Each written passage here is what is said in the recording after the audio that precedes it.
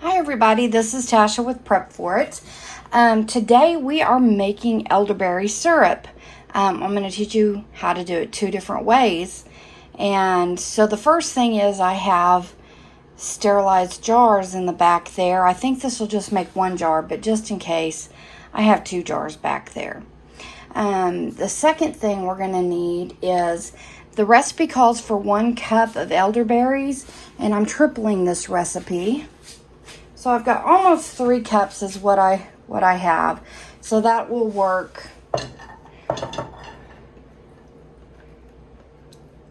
Now as far as your elderberries go, what you want to make sure and do is to pick them fresh, of course, or if you have them frozen, great, or if you have them dried, great. But you want to keep as many of the green elderberries out as you can. You want the fully ripened elderberries. A few in there isn't going to hurt anything. I'll give you a little peek down here. You see there's a few in there, but you don't want a massive number of elderberries to be in there that are green. Also, you want to get as much of the stems out as you can. There's a couple of tiny little spots that have stems in there, but otherwise the stems are gone for the most part. And the reason why I tell you that is a lot of people think that just because you're straining this, then leaving the stems in is just fine. But what happens is those stems leach out stuff into your elderberry syrup, so which stuff that's not good for you. So just make sure you're sticking with mainly just elderberries in your batch. Okay, and to this we're gonna add 2 cups of cold water per recipe. Because I don't have quite 3 cups of elderberries, I'm gonna go a little bit shy on this. But here's the first 2 cups. And there's 4 additional cups. But I'm gonna maybe leave out the last probably half a cup because I don't want my syrup to take forever to boil down. All right, now I'm going to show you what we're going to add as far as spices go. The spices I chose because of a lot of their properties that they have, the chemical properties that they have that may, be boosting to the body, plus warming, because typically if you're using elderberry syrup, it's in the fall and winter, and it's nice to have the warmness from a lot of these ingredients here. Okay, so I have a cinnamon stick for each batch of the recipe, so I have 3 cinnamon sticks here. I'm going to add those in, plus a little bit more because when I tried this recipe, it wasn't quite enough, so I actually have 4 cinnamon sticks there altogether. I crunched up the smaller one. I have about a half a tablespoon of cloves, whole cloves, and I'm adding those into the mix. Let me see if I can scoot you over where you can see. Hang on. As you can tell, I just unceremoniously dump it in there. Okay. I took candy ginger, but the recipe calls for 1.5 teaspoons dried ginger per cup of elderberries that you're using, so each recipe. But instead I took 4 of these and diced them up. This is candy ginger, and that's what I'm going to be putting in there. It's nice and warming. And last but certainly not least, I'm doing a tablespoon of dried orange peel, because it's very warming, has a wonderful flavor with these other ingredients. All right, so I'm going to turn this on and bring this to a boil, and I'll bring you back when it comes to a boil. By the way, I'm starting this off on high heat. So I picked these elderberries fresh, so this is going from harvest to finished product here. Of course, I didn't grow my own cinnamon tree or ginger or anything like that, but the elderberries I harvested here on the farm, And I'm so excited to have these. I put a couple of twigs in the ground a few years back, and lo and behold, now I have enough elderberries. This particular tree probably, or these two trees combined, probably, well, they're bushes really. They probably yielded, I would say, 2 gallons worth of elderberries, and they're still putting on. So I will have some more elderberries, which I will freeze. I will bring them in. I will clean off the ripe berries from the stems.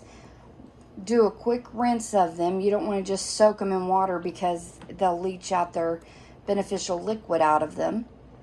And then you just pat them dry, and then put them in a freezer baggie and pop them in the freezer until you're ready to use them.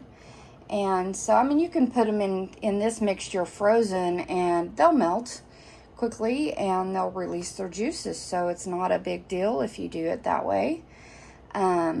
This will reduce down by a tremendous amount.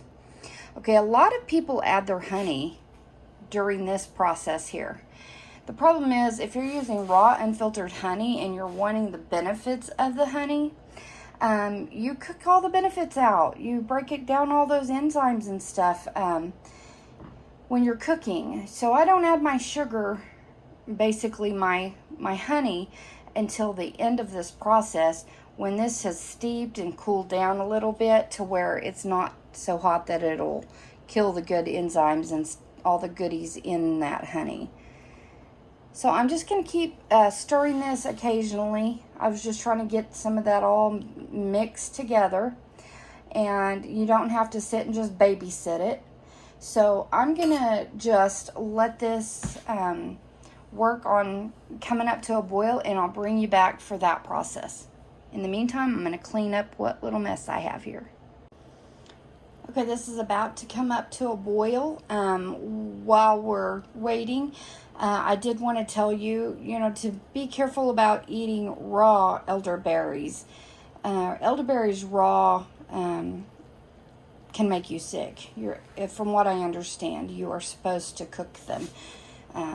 So do your research and double check that fact, but that's what I have read, is that raw elderberry is not good for you. I think the seeds contain like cyanide, or a form of cyanide or something, and that's why you're not supposed to eat them raw. But just do your research, and I have no idea why cooking it would change that, but for some reason it does.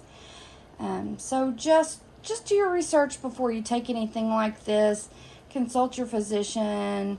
Make sure it wouldn't interfere with any of your medications. What's wonderful about this is it can be just used as a syrup to take to help get the antioxidants and things, the beneficial properties of this. But it can also be, the syrup can also just be used to put on your pancakes or waffles or whatever. Okay, this came up to a boil. I stirred it down, and now I've reduced the heat down to the lowest setting my stove will go.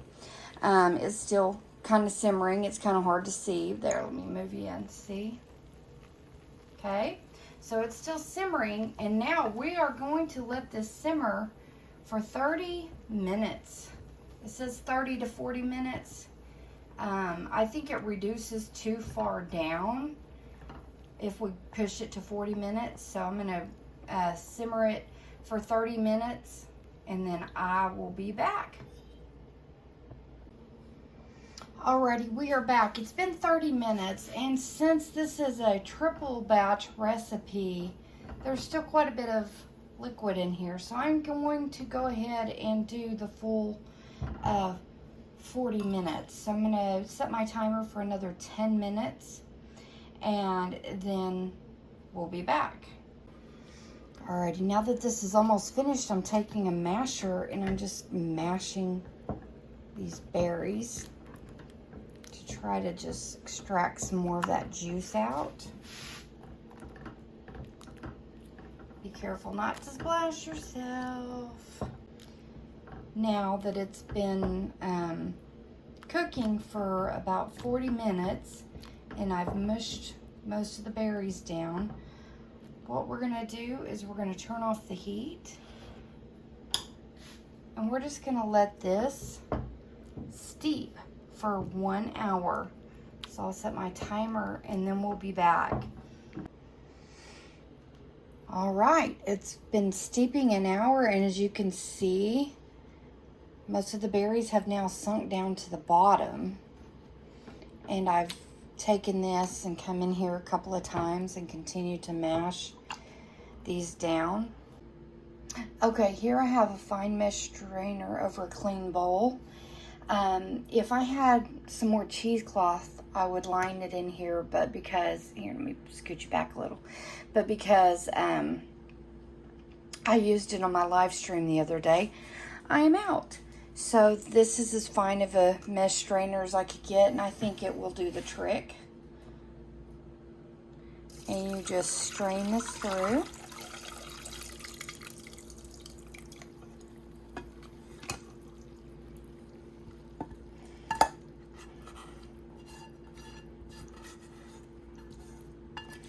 As you can see, the berries become really grayish sort of in color, grayish green, and that is because we've leached all of the goodness out of those berries. Okay. I'm gonna get some tongs and I'm gonna just pull the cinnamon bark. Well, here, I'll just pull it out.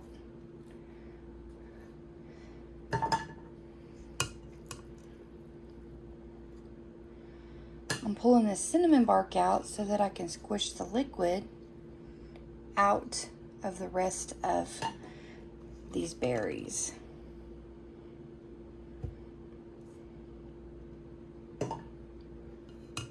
This smells so good.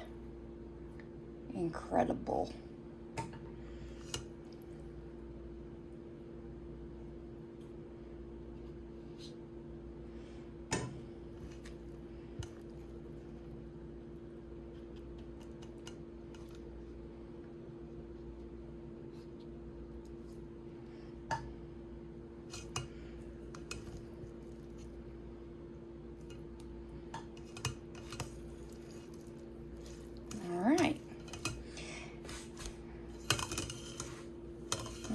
This around. Now I'm just going to mash this down and press and try to get as much of that juice out as I can. If you spent all this time going through this entire process, you don't want to miss any of that good, delicious juice that's so good for you.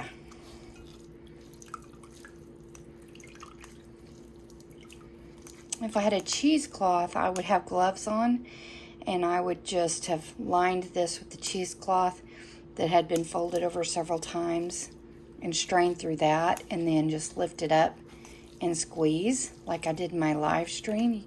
If you're curious about that, you can go back and watch my live stream from the other day. Okay, so now I'm testing the temp. Okay, this liquid is still warm, so I'm going to add the honey. If it had not been warm, then I would have warmed it a little bit, transferred it back into my skillet that had been, or my pan that had been rinsed, and done it that way. But since my liquid is still warm, I can just do all of it in this bowl. Get that pulp off there. All right. You just want to thoroughly stir that honey in.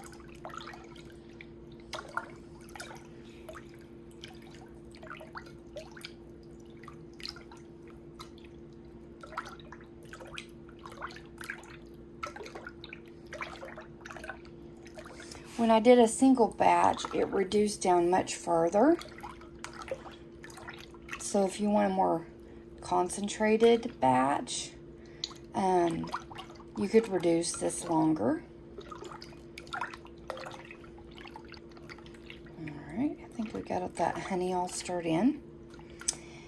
And now, if we want to make this shelf stable, we can add a half a cup of brandy or vodka per recipe. So that would be 1.5 cups. So I will do that real quick. This is my 1.5 cup measure that I had my honey in, because when I tripled the recipe, that's what it required. Add this in. Now, if you do not want alcohol in it, you can just bottle it up and refrigerate at this point. That's perfectly acceptable. If you want a shelf stable without the alcohol, you can can this, water bath can this, but again, you're gonna lose your good enzymes from your honey because it will be heated at this point. Also, I wanted to mention, if you're going to be giving this to children 1 year of age or younger, I would suggest you use agave instead of honey. There is a significant risk for a child that's that young getting botulism from honey. So for some reason their systems build up stronger as they get older, and that risk doesn't seem to be as high as we get older. But for 1 year of age or younger, you can do agave, or you can do maple, which of course maple's going to completely change the flavor profile, but that's okay. All right, now we have our clean jars here. As you can see, there's a little bit of the pulp and seeds in there, but it's not too bad. It was from what was on my spatula. So I'm just going to take this and fill up my jars. And since we're not canning or anything, headspace is really not an issue.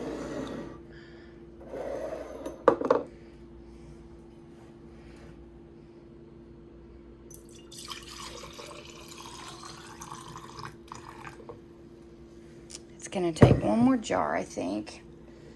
But I think we'll stop there.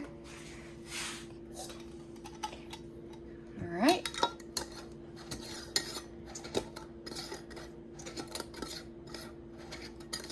It's not fitting on there very well. Let's see if this one does any better. All right, I'll just transfer that over to a different jar. I inherited some jars from my husband's grandmother, and I think that one's just a little odd shaped. But there you go. There's beautiful, delicious elderberry syrup. You can reduce this down before you add the alcohol and honey, and get it to a much thicker consistency and much less water in it. And that's probably what I'll do next time. But that's it. Super simple, super easy. When it's like this with the alcohol in it, you can just put it on the cabinet and it's good to go. If you don't add the alcohol, you need to go ahead and pop it in the refrigerator, and it'll keep from anywhere from a week to 6 months in the refrigerator, just like that. All right, y'all. Well, thanks so much for watching. I appreciate you. God bless. And guys, remember to prep for it. Prep for it all. Bye, guys.